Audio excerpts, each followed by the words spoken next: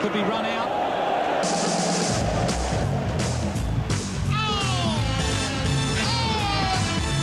Oh, I see. Oh, no! Oh!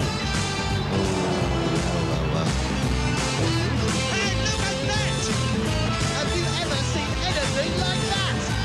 And here comes Hurt. He's got some people on the pitch. They think it's all over. It is now.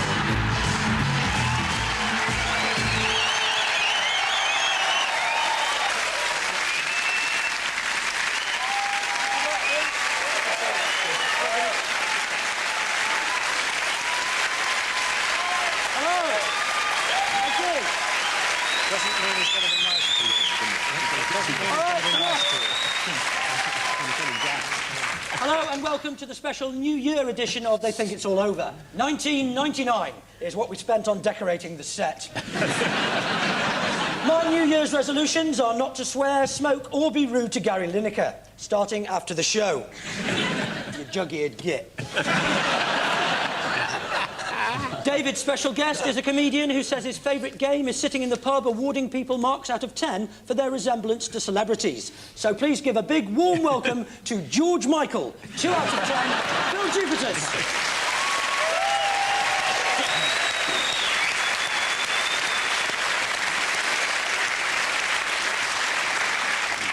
David's other guest is a man who's earned himself a reputation as Wales' most famous hard man until Ron Davis came along.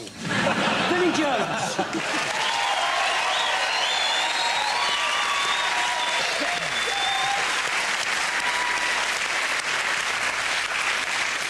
With Gary and Rory is a presenter from Channel 4's 11 o'clock show who thinks he used to write for the hypnotist Paul McKenna, whereas, in fact, he's in the audience at one of Paul's shows right now, and Paul's just convinced him he's on They Think It's All Over. Iain Lee.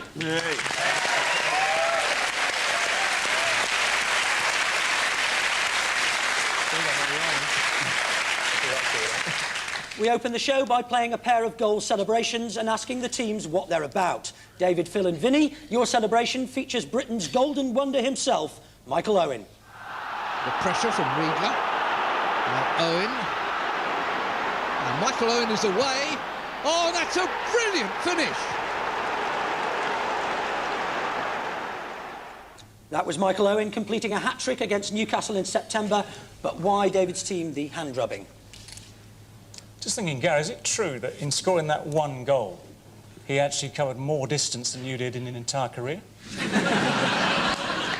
Hey, what's the distance from the wicket to the pavilion? Did he forget his mittens? He normally had them on the thing through his kit, didn't he? But because he had the short sleeves, he couldn't have that because they have to... Could have been goal bonus, couldn't it? He might have given it there. Oh, great, I've got a goal bonus straight down Mother Care, new outfit.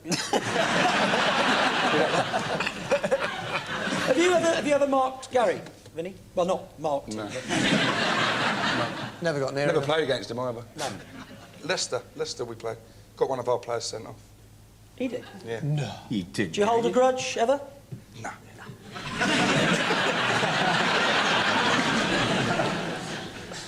Vinnie, I thought the film was very good, by the way.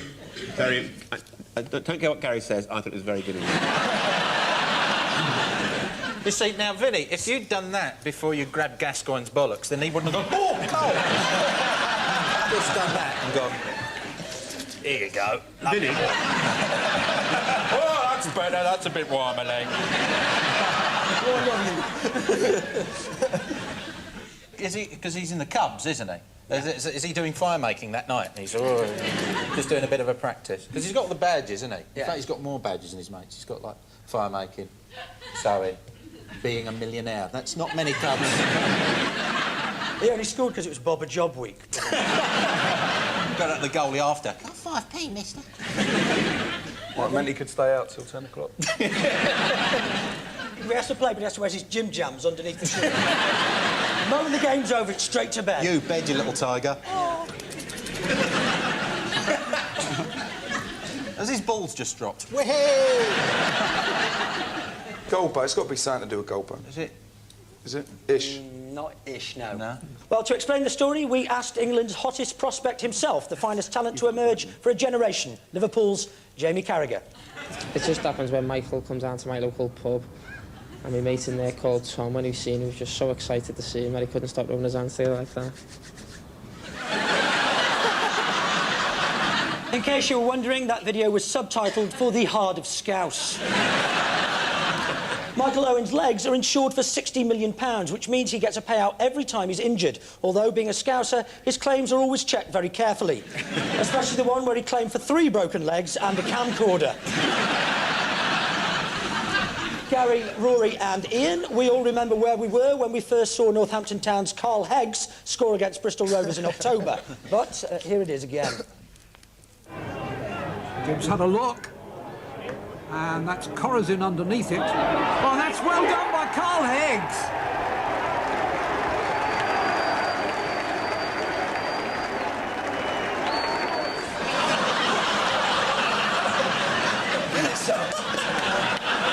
So, Gary's team, why did he boot his teammate in the head?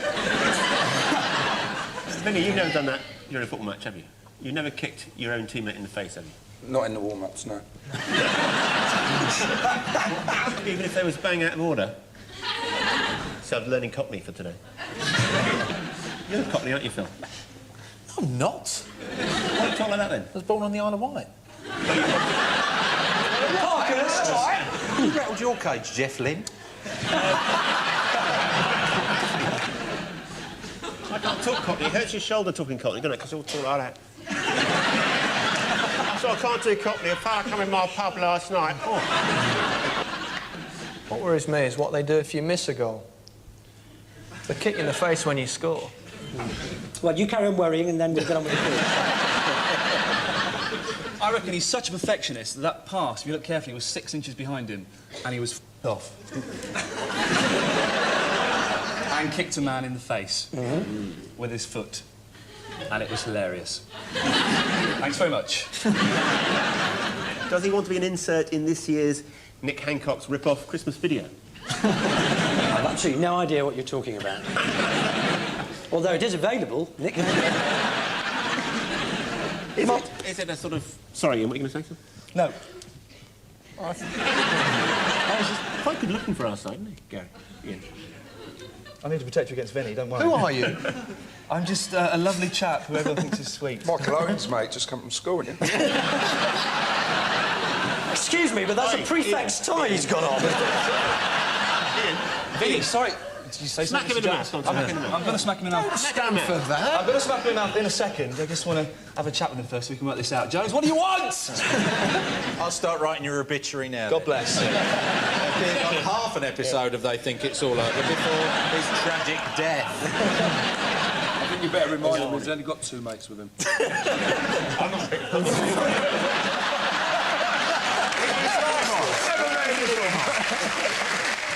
I'll take you, Jones. I know the karate and kung fu skills. Come on! Is this a sort of an homage to Johnny Hartson's sort of chirpy assault on Iain Berkovic? Yeah, of course it is. Of course, it's going to be 3 points for that. And here is Carl Heggs to confirm the answer. Leading up to the game that week, there was a lot of stuff in the papers about John Hartson booting old Berkovic in the head, and I thought it'd be a good idea if I booted my mate James in the head like this. So Heggs was imitating John Hartson's notorious kick at Iain Berkovic on the West Ham training ground. Hartson has been described by his former manager as a Jekyll and Hyde character, partly because of his volatile temperament and partly because he insisted on bringing a massive chemistry set to training sessions. And so, at the end of that round, David's team have no points and Gary's team have 3.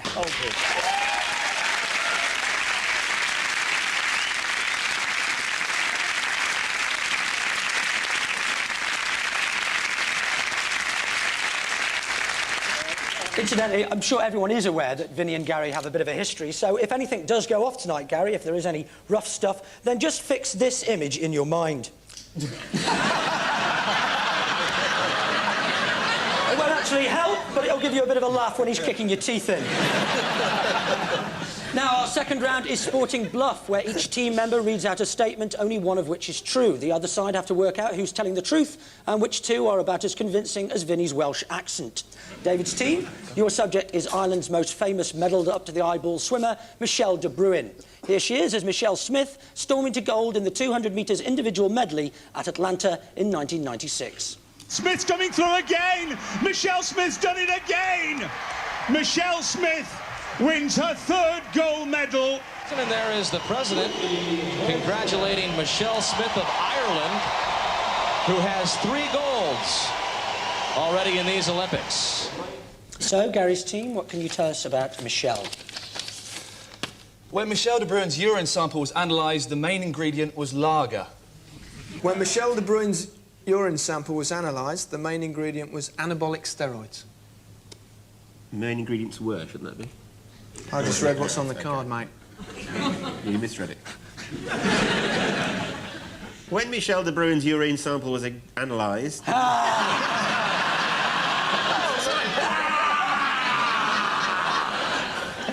How many years at Cambridge was that? Sorry? Sorry, question too hard? When Michelle de Bruin's urine sample was analysed, the main ingredient was Scotch whisky. So, when Michelle de Bruin's urine was put to the test, it was found to contain massive amounts of lager, steroids or whiskey. Which one do we think is true? David's team. I know lager, steroids, whiskey sounds like Rory's lunch.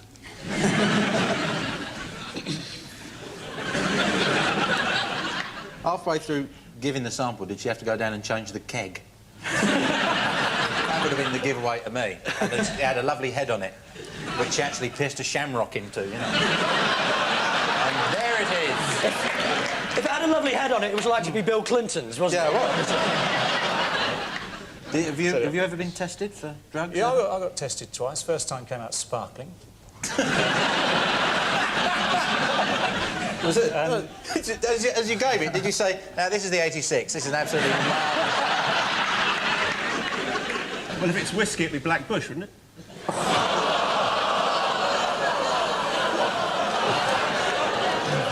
My favourite Irish whiskey, what are you talking about? What a lovely thought. You can't beat a large Black Bush, I always say. You got one on your chest. I wish. He's wearing one. No, it's the whiskey. The whiskey? Who said whiskey? I said whiskey. And let's see if you're right. Yes, indeed. Yeah. 3 points, yes, Rory was in fact telling the truth.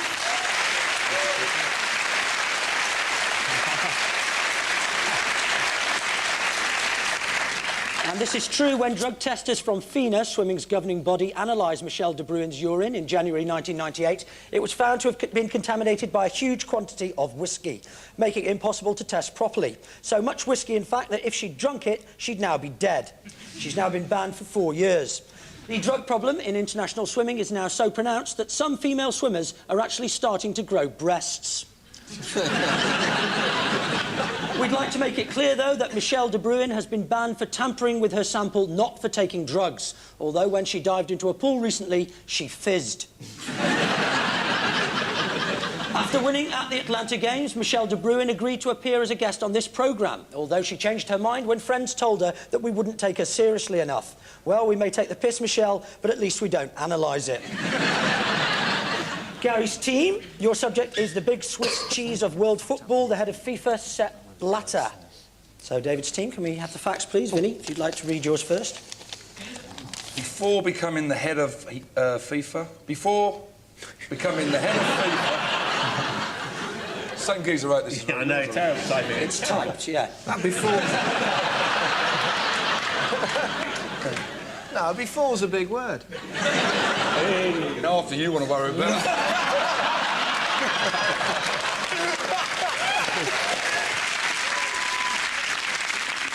Before becoming the head of FIFA, Sepp Blatter used to run the Swiss branch of the Tom Jones fan club. Before becoming the head of FIFA, Sepp Blatter used to run an organisation dedicated to the worship of women's suspenders. Thank you. Phil?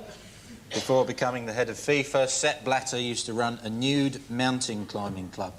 So, FIFA President Sepp Blatter used to run the Swiss Tom Jones fan club, a suspender-worshipping sect, or a nude mountain climbing club. Gary's team, who's telling the truth?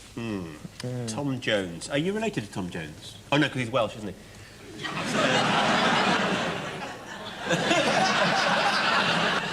Are you a Red Indian? There'll be a bit of red round here in a minute, though. What do you have to do to play for Wales, then? Because if you play... I mean, I could play for Ireland, because I once fell over in the Kilburn High Road. If Vinnie Jones not tough, we could take him any time we want. Just calm down. Don't worry. If you want it, you can come and get it. I'm not going over there. Because I'm shit scared. It's the Swiss branch of the Tom Jones fan club. Do they, like, steal all the gold discs and then refuse to give them back? What are the other ones? Suspenders. Do you like suspenders on a woman, Vinny? Well, I can probably better around your neck the way you're carrying on. Have you been on Question Time? Thank God I'm wearing tights. Nude mountaineering? When you're sticking the pickaxe in, you be careful not to shove it in the wrong crevice. Rory used to do it, mountaineering, didn't he? He was the Yeti. Gary, you're the captain. I seem to have read somewhere the suspender thing. You say, David, let's see if you're right. Yeah, indeed, 3 points. David was right.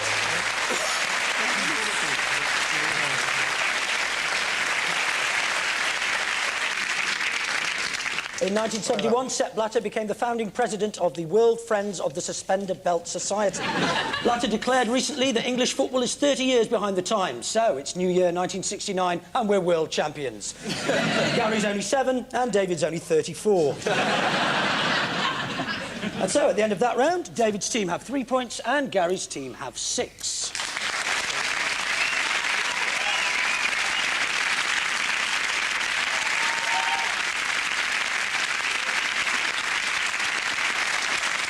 We crack on with our photo opportunities round, where we discover just how low some top sportsmen will sink to get their pictures in the papers. David's team, what can have persuaded Old Trafford's Mr. Chuckles himself, Alex Ferguson, to pose for this? This is the only time I've ever seen a picture of Alex Ferguson. He's smiling, and he has to have 2 wombles with him. Socially, that's got to be a nightmare, hasn't it? Poor old Mrs. Ferguson. Every wedding, family function, birthday party. Hello, is that Mike Batt? There's only 3 arms there. That's probably why he's smiling. Was he? Is it an elaborate way, right, of getting Roy Keane on the pitch when he's under suspension? You dress him up like that, and you go, we'll put the new lad on. Yeah, Madame Cholet. And Roy Keane has to run on dressed as a womble.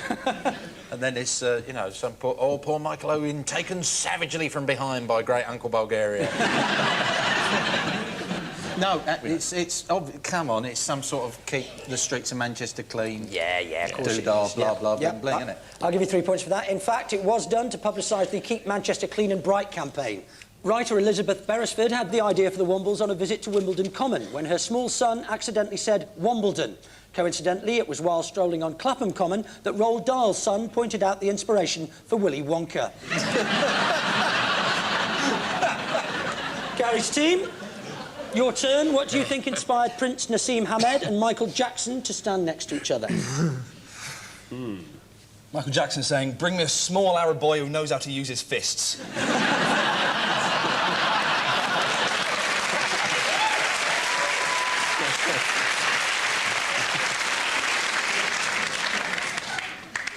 Well, they've both taken a hammering in the ring, haven't they? These. Was that when Prince Nassim wanted to rearrange his face, but he was there too late? No, I saw this fight. Jackson went down 3 times and then spat in a bucket.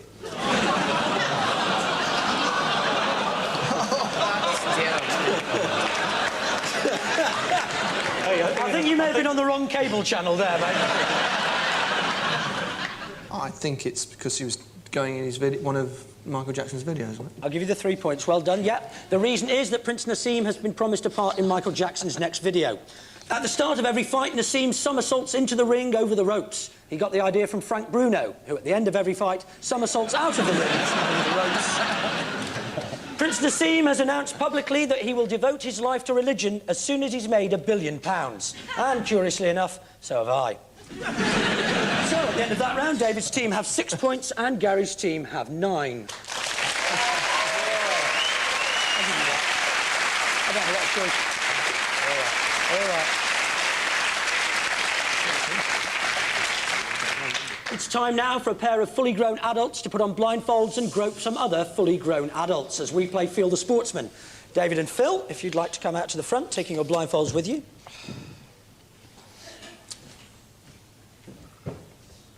Can we have our first mystery guest, please?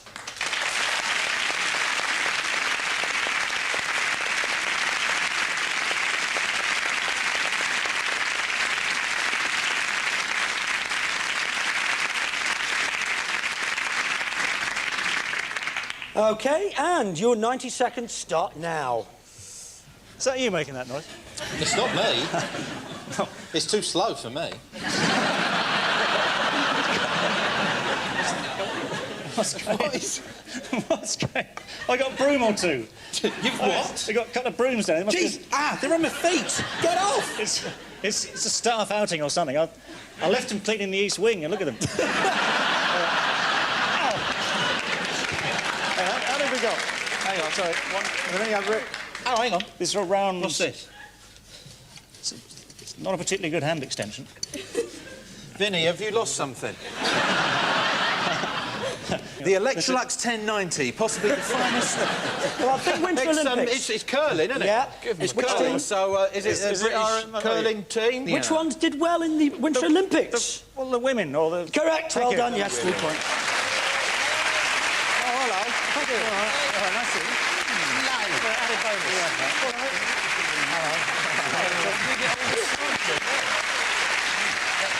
Give it back. Here we stand. Will you be needing this? Just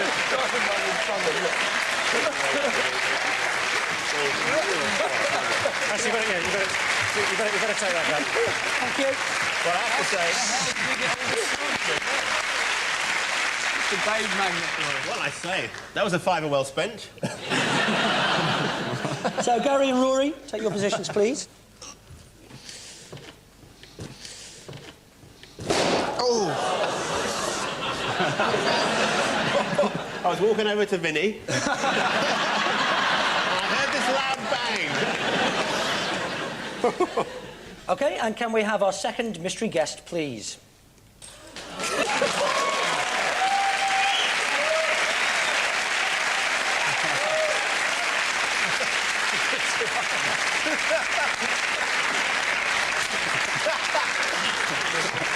OK, gentlemen, your 90 seconds start now. Sound like somebody... Did somebody come through the roof? Oh. It's Glenn Miller. Somebody taking a dive. It's not Klinsman. It's a bloke on an elastic band. Basically. It's a postman. They always have elastic band. What have you got? Is it a bungee man? Is it it's bungee? It's bungee as a support? Bungee? This is good fun.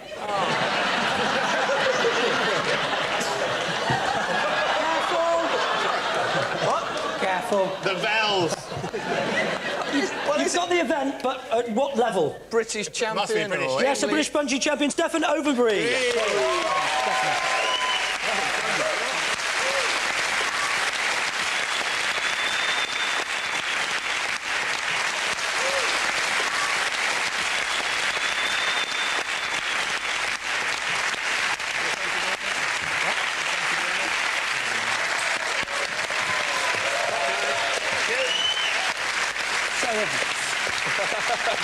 What else is it going to be? OK, so at the end of that round, David's team have 9 points and Gary's team have 12.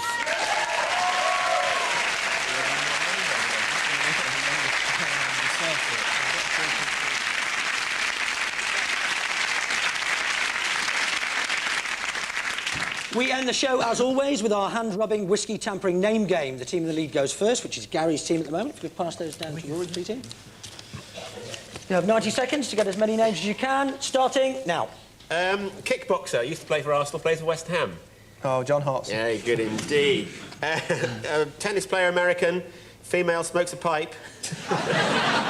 Any of them? Yeah, come on. Billie Jean. Yeah, yes. Sick note. Spurs player, stretch it onto the pitch. There he goes. Darren Anderton. Darren Anderton, that's right. Oh, a little jockey, Italian, lives in Newmarket. Frankie Dettori. Very good. Don't know who this is. Oh, baseball player. Say, you know Steve, the snooker player? Davis. Yeah, very good. Yeah. First name, one of those red hot... Chili Peppers. Yeah. Dave Chili Peppers. Dave Chili Peppers Davis. Yes, correct. Ex-Arsenal player, I think he plays for City now. His first name is the same as Merson, and his second name sounds like a very nasty operation. Paul Cock removal. No. Close. Very good. Dick off. I would have given him cock removal. Character in Coronation Street, Len. Oh, something Fairclough, I meant. Len. Something Fairclough. Len is correct. Surname, not Finn. Fat. Yeah, thank you, yeah. This is, talking of, this is an early footballer, apparently, and his first nickname was someone who's not thin. Fat. Yeah, Fatty. Fatty, yeah. And his second name? Fatty Folk. Ah, yeah. This is good. First name is... Does he? Songbird, little songbird. Tits. Yeah, Tits. No, you don't get that one. Well done, you've moved on to 20. So, David's team, you've got 9, you need 11 to draw level. Your 90 seconds start now. It's a lady. Miss? Yeah, her second name is like a swimmer, and her first name isn't Sharon. Fish. Fish! Yes, Sharon Fish. Good. Come on, so the second name is... Let's go for a record. Well, how many swimmers do you want? Davis, but... Yeah, that's the surname, and the first name, Palmer. Twin Peaks. No. Who shot Palmer? Twin Peaks. Scylla Davis, we're going to have a something laughs. Laura! There we are. Played for Chelsea. Played for Chelsea in the 70s. Bit of a hard man, like a bike. Chop Harris. Yes. Right, French hurdler. Second name's a fruit. Jean a fruit. Yeah. Orange. No, it's OK. Housego, the clever bloke, the taxi driver, for his first name. Bob. No.